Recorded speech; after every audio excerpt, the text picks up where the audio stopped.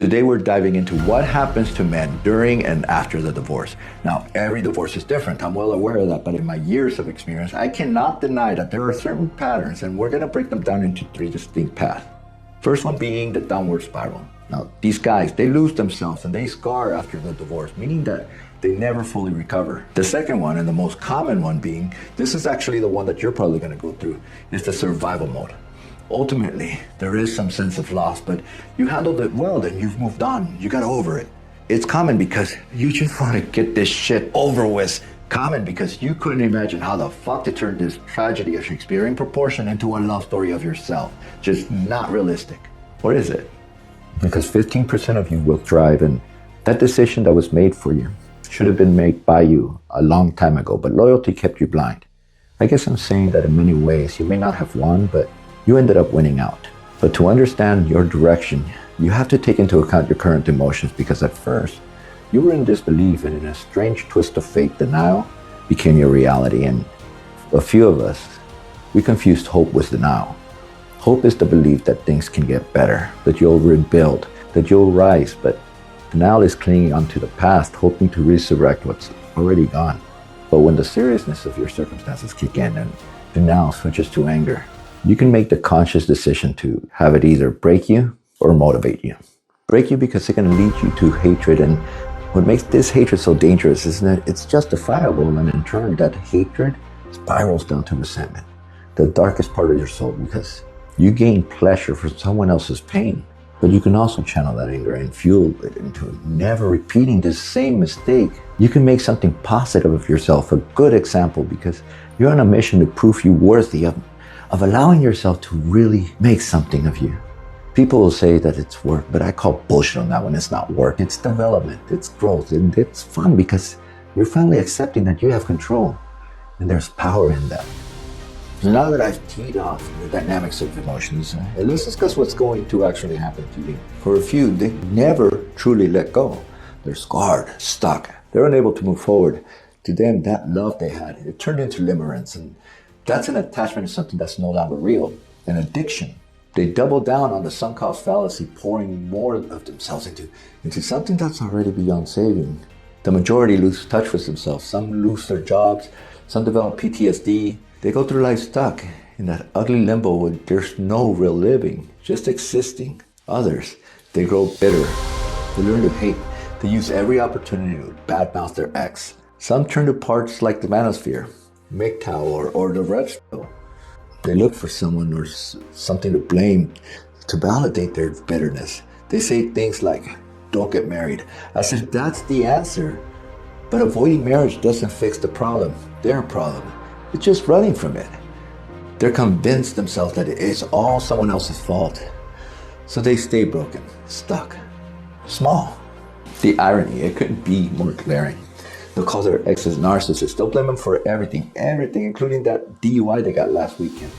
They'll use every excuse to give up on life. And that's sad to me. It's not even about accountability. It's about responsibility. And here's the way I see it. If someone comes into my house, they make a mess. They even steal from me and gets away with it. Well, that's on them, but I'm not gonna leave my house in ruins because of what they did. It's still my house, and I have to build it into a home.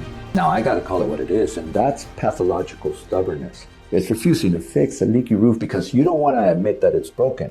It's pride, or maybe it's fear of disguise, but either way, you're stuck in your old ways, and it doesn't have to be that way. Talk to someone other than yourself that you respect, someone that's objective and isn't gonna just give you some lip service here. Learn to ask for help. Don't let pride eat your life. Admit that you're lost, and if someone is kind enough to lend you their ear, acknowledge it and thank them by accepting feedback. Otherwise, you're just being selfish, because it is selfish not to allow others to have an opinion when they're trying to help you. As for the next group, 72% of divorcing men, this is where you're gonna most likely end up and finding yourself after a divorce. You're just trying to get through this shit, and that's understandable. You're knee deep in shit, and the only goal right now is to make it out intact. The idea that this could somehow be some kind of a good thing, that feels absurd to you and even insulting. But this is a major reason why women recover better than men after divorce, because we're just not being strategic here, not at all. And we need to look beyond the pain. And right now, strategy should be your best friend. The scariest part of your divorce will be your children. You're understandably worried about losing them, so you hire an attorney thinking that they're gonna have your back. Your kids, they're your anchor. They're kind, beautiful, innocent faces. It's heartbreaking to look at them. But it's not easy. It's not easy having them because it's a lot of work and it's overwhelming. So it's a damn if you do, damn if you don't scenario because it's a lot of work having them here. But it's also a very lonely house when they're not. So you're kind of at a loss. Now again, every divorce is different, but the concern is always the same. And that look of despair that I see amongst men that I coach, it's definitely the same. Every fear, every worry, every doubt you're feeling right now, all of it in all your faces. I've seen it. I've been it. So please listen, because I'm gonna say this with absolute confidence, that unless there's extenuating circumstances, you as a dad, you will get some form of physical custody with your kids. Not maybe, not probably, you will. If you're in the middle of fighting for custody, you need to understand that this is a long game, an exhausting game. It's going to push you to your limit. You have to get the right mindset that your fight for custody, while shitty as it is, that's all it is. A major, very expensive inconvenience, but that in the end, you will end up with some form of custody. And your kids, they're not going to go anywhere, period. You'll still have them in your life, and when this is all over, again, assuming no foul play or extenuating circumstances are taken, you will have them. But the more pressing question is the relationship. What's it gonna look like when the dust settles? Because for 80% of you, the relationship will change. It's either gonna get better or worse, and it really does depend on you and not on her. 72% of you guys say that the relationship with your kids will improve. And data shows that when dads are happy, they're more present in their children's lives, they're open to communication, and they become more trustworthy.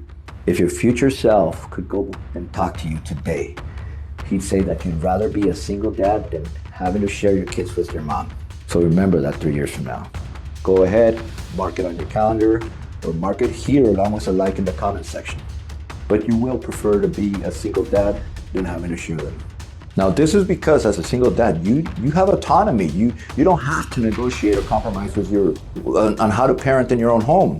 And the time you spend with your kids is yours and yours alone. And that makes you an overall more genuine person and a better dad. You keep it more real.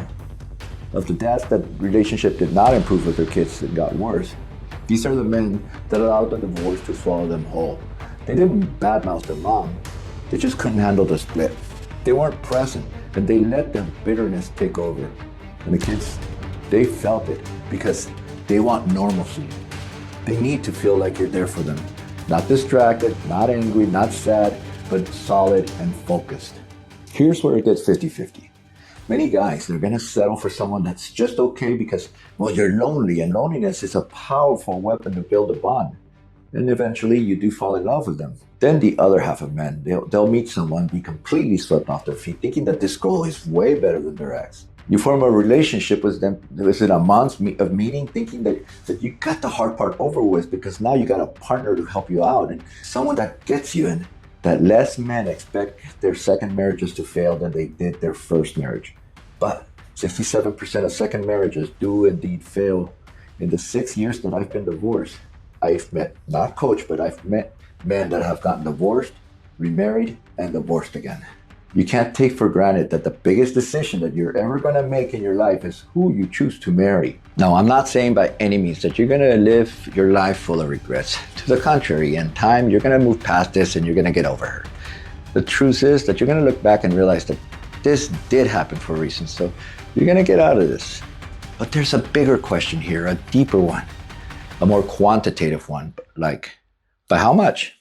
Because about 15% of you guys will do something completely radical, and despite the horrible pain that you're feeling, you don't just move on.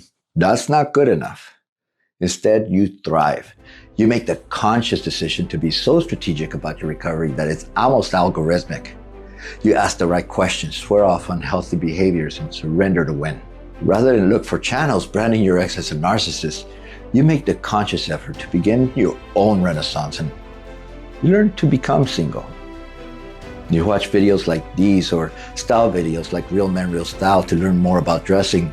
And of course, you work out, but you're doing it now for the lifestyle. In other words, you get ahead of the curve. I'm gonna throw an analogy at you. Prior to your divorce, you were cruising at about 60 miles an hour, but then the separation hits and suddenly life moves you at 100 miles an hour because bad news, it doesn't wait. It's fast, chaotic, and relentless. You're already drained, running on fumes, and before you know it, you're way fucking behind. Life won't slow down. It never does. You got two choices. You can bust your ass trying to catch up, or you can work smarter, think strategic, and get ahead. Now, personally, me as a strategist, I've always believed in the second option. Great strategists, they're masters of timing, and if there's one thing that I've seen in men who recover well, it's their ability to anticipate and move ahead. They think outside the box. They don't just fight to break even. Hell no, they position themselves to win. And as a strategist in divorce and recovery, my job isn't to get you back to zero. That's not what a coach does, and no coach should be saying to you, hey, I'm gonna make you whole again. That's what a therapist does. A good coach, they make you better. But me, I consider myself a great motherfucking coach because I'm not here to make you better. I'm here to make you at your finest. To me, it isn't about breaking even. It's about soaring. Thriving means reinvention. It's self-discovery, self-assurance, and self-realization. All three working together. You're not here to survive. You're here to dominate. Imagine the confidence and relief you're gonna feel when you finally experience that paradigm shift and approach this from a completely different angle. This isn't a setback, it's a revolution. You're stepping into a new life, a new identity, and whether you realize it or not, you're now a bachelor. But a bachelor, it's not just a label, it's a lifestyle. It's about creating standards for yourself and for the first time, building a life that fits you. Not one that someone else wanted for you, but one that fits you. You're setting the tone for your life that's magnetic, undeniable, and infectious.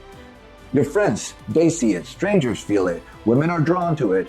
You're not just another guy trying to figure shit out.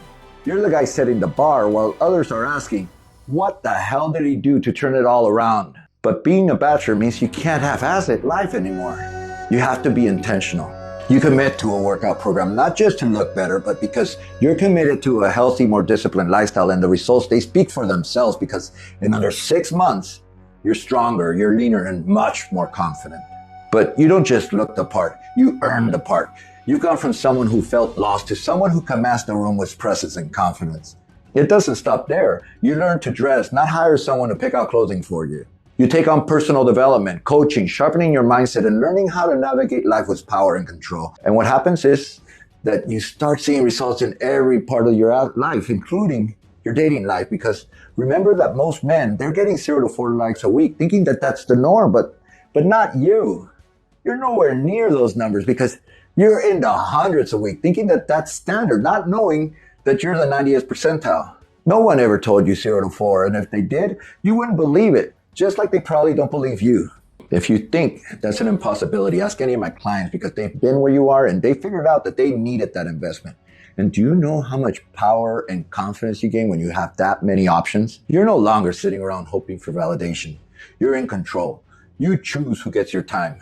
That level of abundance shifts everything because you know that you're in control, and I guess being in control is what it's about. And when you gain that, the world notices. Right now, you might feel like you're out of options, but the truth is that you have much more options than you ever had.